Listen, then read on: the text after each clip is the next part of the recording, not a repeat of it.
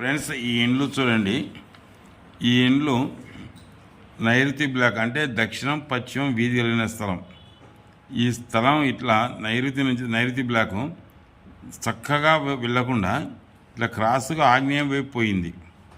అంటే ఇక్కడ వీధి పోటు దక్షిణ నైరుతిలో ఇస్తుంది. ఇక్కడ 3 అడుగులు వెనక్కి జరిపి వీధిలోకి కాకుండా డోర్ వెనక్కి పెట్టినారు, వీధి గుమ్మం వెనక్కి పెట్టినారు. అంటే అప్పుడు ఇండ్లు నైరుతి పెరిగినట్టు. ఒకటి, ఇక్కడ కూడా పశ్చిమంలో వాయువ్యం పెరిగి పశ్చిమ నైరుతి వీధి పోటు ఇస్తుంది. ఇది ఇక్కడ అంటే ఇది వాయువ్యం పెరిగి వాయువ్యంలో బాత్రూమ్ పెట్టి ఉత్తరం అద్దు చేసి కట్టినారు. ఇక్కడ తూర్పు కూడా అద్దు చేసి ఈశాన్యం మూతబడింది. అంటే తూర్పు ఏ మూలలైతే ఖాళీగా ఉండాలనో ఆ దిక్కులను మాత్రమే మూసి మిగతా దిక్కులు మాత్రం ఓపెన్ పెట్టినాడు. ఫ్రెండ్స్, ఈ ఇండ్లు చూడండి. తూర్పు అద్దు చేసి ఉత్తరం హద్దు చేసి నిర్మించినారు. దక్షిణం పశ్చిమం వీధి కలిగిన స్థలం. దీన్ని నైరుతి బ్లాక్ అంటారు. ఈ నైరుతి బ్లాకు వాస్తుశాస్త్ర ప్రకారం ఉంటే మహత్తరంగా రాణిస్తుంది. కానీ ఈ పటంలో ఉన్న నైరుతి వీధిపోటు ఈ పటంలో ఉన్నట్లు ఆ ఇల్లు నైరుతి వీధిపోటు ఇస్తుంది. ఎలా అంటే దక్షిణం వీధి చక్కగా పోకుండా దక్షిణాగ్నేయ వైపు క్రాస్గా సాగింది.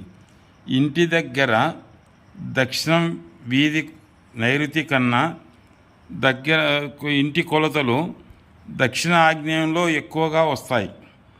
అప్పుడు దక్షిణ నైరుతిలో వీధిపోటు వస్తుంది. అందువలన దక్షిణ నైరుతి క్రాసు వీధిపోటు చవి చూసింది. ఇక పశ్చిమం వీధి కూడా సమాంతరంగా సాగకుండా పశ్చిమ వాయువు పెంపుతోనే నడక సాగింది.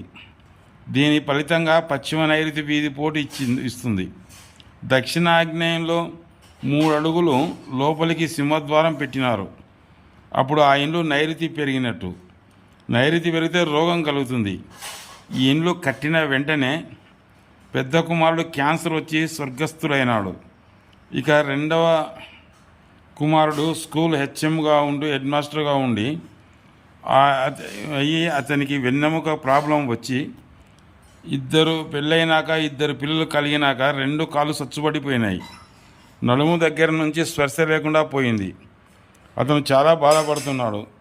అతను భార్య నేను నీకు సేవలు చేయనని పుట్టింటికి వెళ్ళిపోయింది. స్కూల్ టీచర్ అయ్యిండి కూడా అందమైన జీవితం పాడైపోయి చాలా ఇబ్బంది పడుతున్నాడు. ఇక ఆ ఇండ్లు వదిలిపెట్టి వేరే ఇంటికి వెళ్ళండి, ఈ ఇండ్లు పనికిరాదని చెప్పి వచ్చినాను.